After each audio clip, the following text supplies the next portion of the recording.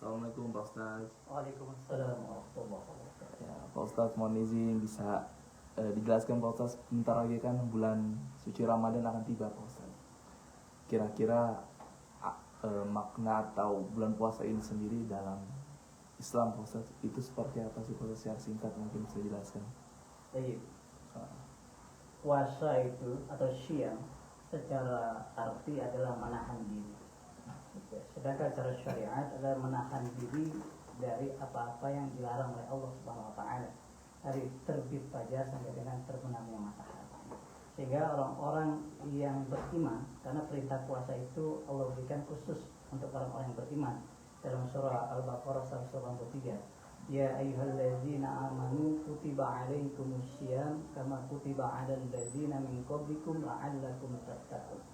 Dari ayat ini kita belajar tujuan utama puasa. Kalau orang-orang yang beriman melaksanakan puasa, maka akan terbentuk 3 hal dalam diri. Yang ini menjadi tujuan utama dari puasa. Jadi kalau kita tidak berhasil mendapatkan ketiga hal ini, maka bisa dikategorikan puasa kita hanya menahan lapar dan haus. Ini dikatakan oleh Nabi, rubba min sha'imin laisa lahu min siyamihi ila jual atos. Berapa banyak orang yang berpuasa, tapi dia tidak mendapatkan apa-apa dari puasanya kecuali lapar dan haus. Apa tujuan puasa? Yang pertama, kalimatnya la'allakum tattaqun. Agar supaya kamu yang berpuasa itu menjadi orang bertakwa. Nah, yang kedua, la'allakum tashkurun. Agar supaya kamu orang yang berpuasa jadi orang yang pandai bersyukur kepada Allah.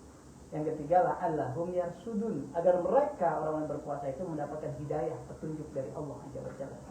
Hanya saja dalam tafsir Ibnu Katsir atau Karimur Rahman, Abdurrahman Nasr As-Sa'di menjelaskan ketika Allah menggunakan kalimat la'alla, itu satu perbuatan yang kalau kita amalkan sulit tercapai tanpa kesungguhan dan keimanan.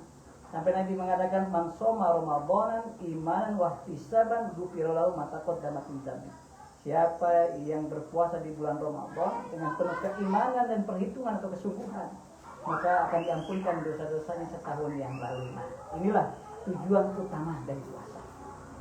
Maka bagi mereka yang mendapatkan perintah kewajiban puasa, gitu. Karena Nabi mendapatkan kewajiban puasa itu setelah hijrah di kota Madinah, gitu, bukan di kota Makkah, gitu. Nah, ketika di kota Madinah inilah datang kewajiban puasa Ramadan 1 bulan penuh, dan Nabi mengajak kepada para sahabat melalui surat tadi Al-Baqarah 183, 185, 186 agar tujuan puasa kita tidak sia-sia.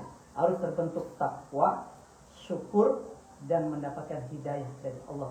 Yang ketiga hal ini tidak akan bisa kita dapatkan tanpa adanya keimanan dan kesungguhan dalam menunaikan kewajiban bulan puasa atau puasa Ramadan ini sendiri. Nah, jadi bukan hanya sekedar menahan lapar dan haus, tetapi menahan diri untuk bersabar dalam taat kepada Allah, menahan diri untuk tidak berkata-kata yang kotor, yang tidak baik, atau kata-kata yang mengandung sesuatu dimurkai oleh Allah, gitu. Karena Allah tidak akan pernah mau menerima orang yang ketika dia berpuasa tapi masih mengucapkan perkataan dusta dan kotor dalam puasanya.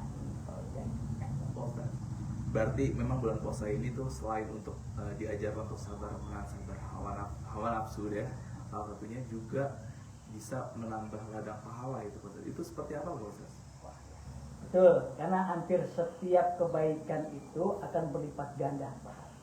Dalam hadis sahih dijelaskan, yang sunnah menjadi wajib, yang wajib akan Allah lipat gandakan menjadi 70, 700, 7.000, 70.000, bahkan ad'afan mudha'afan, berlipat-lipat oleh Allah Azza wa Jalla. Segala sesuatu yang kita lakukan selama Ramadan ini akan bernilai kebaikan.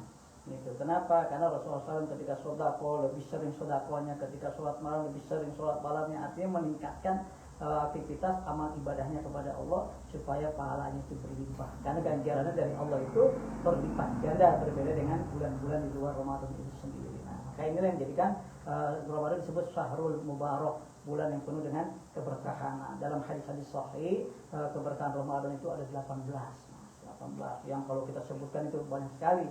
Nah, salah satunya adalah Allah setiap malamnya di malam bulan Ramadan utaqa'u minan nar, membebaskan manusia banyak dari api neraka. Dan ini terjadi hanya pada bulan Ramadan. Ini keberkahan yang begitu luar biasa, sehingga disunahkan oleh para ulama kalau di bulan Ramadan di malamnya terutama kita banyak mohon ampun kepada Allah, terutama untuk kedua orang tua kita yang sudah tidak ada. Kenapa? Agar mereka termasuk orang yang mendapatkan tiket terbebas dari api neraka dan akan bertemu dengan kita di dalam surga. Insyaallah. Insyaallah. Terima kasih Pak Ustadz atas sampaiannya terkait bulan puasa. Assalamualaikum Ustaz. Waalaikumsalam warahmatullahi wabarakatuh.